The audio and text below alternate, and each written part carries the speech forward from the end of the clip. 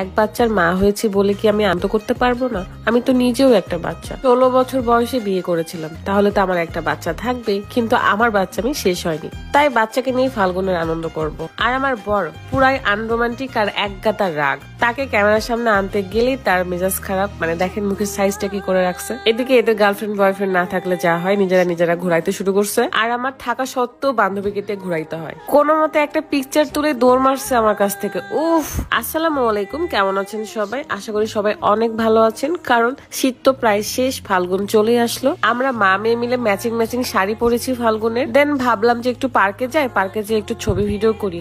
ও মা, পার্কে ঢোকার পর তো সে আমাকে চিনতেই পারতেছে না। দেখেন তার মন খারাপ, কারণ তাকে খেলতে যেতে দিইনি। পরে ভাবলাম না, বাচ্চাটা খেলাধুলাই করুক, এভাবেই যতটুকু ছবি কিংবা ভিডিও করার করে নিব। ফাল্গুন ফেসবুক পেজ থেকে আমরা বসন্তের শাড়ি পাঞ্জাবি গুলো অর্ডার করেছিলাম, এমনকি এটার সাথে ম্যাচিং করে আমার মেয়েরও শাড়ি নিয়েছি। তার সাথে এই ব্লাউজ গুলো আমার ক্যাপশনে কিন্তু পেজটা মেনশন করা আছে, আপনারা চেক করে বসন্তের বিভিন্ন শাড়ি ব্লাউজ অর্ডার করতে পারেন। আমার মেয়েটাকে কি কিউট লাগছে, মাশাআল্লাহ। সে পার্কে গেলে অনেক বেশি মজা করে, তো শাড়ি পরে বিভিন্ন রাইডে উঠতে পারতেছিল না, দৌড়াদৌড়ি করছে, তার গরম লেগে যাচ্ছিল। তাই ভাবলাম বাচ্চা মানুষ, ওর ফুটেজের আর দরকার নেই, শাড়িটা চেঞ্জ করে দিয়েছিলাম। দেখেন ও খুব বিরক্ত হয়ে যাচ্ছিল, আমার সাথে ভিডিও করবে না, ও খেলাধুলা করবে। দেন ওকে ছেড়ে দিয়েছি, মানে ড্রেসটা চেঞ্জ করে তারপরে ওকে ছেড়ে দিয়েছি খেলার জন্য। আর এদিকে আমরা একটু ঢং করে নিচ্ছিলাম।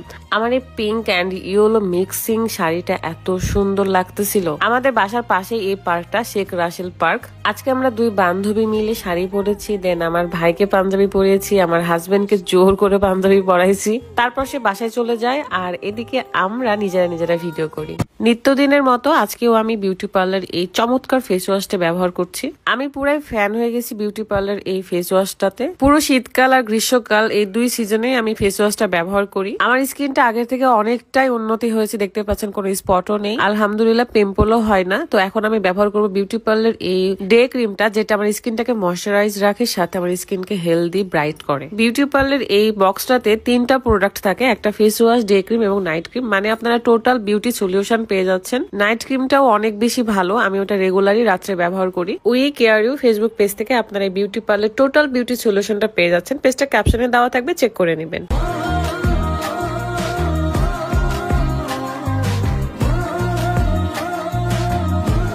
আমার এই ওয়েদারটা অনেক বেশি ভালো লাগে, না শীত না গরম।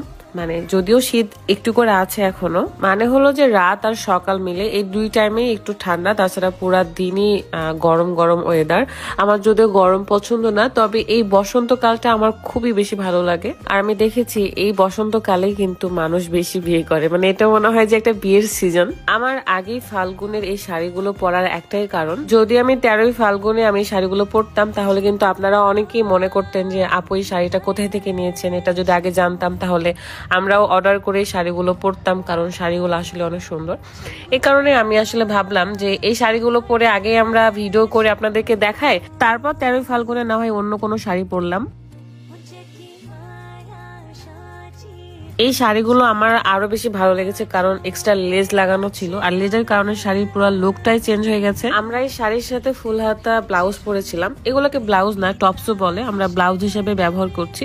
আবার আপনারা ব্লাউজও বলতে পারেন, কোনো সমস্যা নেই। এই ব্লাউজ গুলো কিন্তু আপনারা বসন্ত ফেসবুক পেজে পেয়ে যাবেন, পেজটা কিন্তু ক্যাপশনে রয়েছে, চেক করে নেবেন। আমাদের বাড়ির পাশে এই পার্কটা অনেক বড় করেছে, বাচ্চাদের জন্য পারফেক্ট একটা পার্ক। আমি মাঝে মাঝে রুকায়াকে পার্কে নিয়ে আসি, সে অনেক বেশি মজা করে। সন্ধ্যা হওয়ার কারণে পার্কের প্রত্যেকটা লাইটই জ্বালিয়ে দিয়েছিল, আর অনেক বেশি সুন্দর লাগছে এই পার্কটা এখন। কিন্তু এই সুন্দর ব্রিজে আমার উঁচু জুতা পরার কারণে আমি হাঁটতে পারতেছিলাম না, কিন্তু তৃষা খুব সুন্দর করে সহজেই হেঁটে যাচ্ছিল, কারণ সে উঁচু জুতা পরে নাই। আর এখানে একটা সূর্যমুখী ফুল ছিল, যেখানে একটা স্পেস ছিল যে কারোর মুখটা পেলে সেই ফুলটা পরিপূর্ণ হবে। তো তৃষাকে অনেক বেশি সুন্দর লাগতেছিল তার শাড়ির সাথে ম্যাচিং।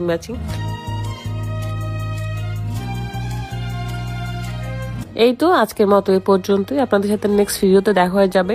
আজকে অনেক বেশি মজা করেছি, আর সুন্দর শাড়ি পরলে তো মনটা এমনি ভালো হয়ে যায়। আমি কিন্তু দেখতে চাই আপনারা ফাল্গুনে কে কিরকম শাড়ি পরতেছেন, আমাকে অবশ্যই পিকচার পাঠাবেন। তো আজকের মতো এই পর্যন্তই, আল্লাহ হাফেজ।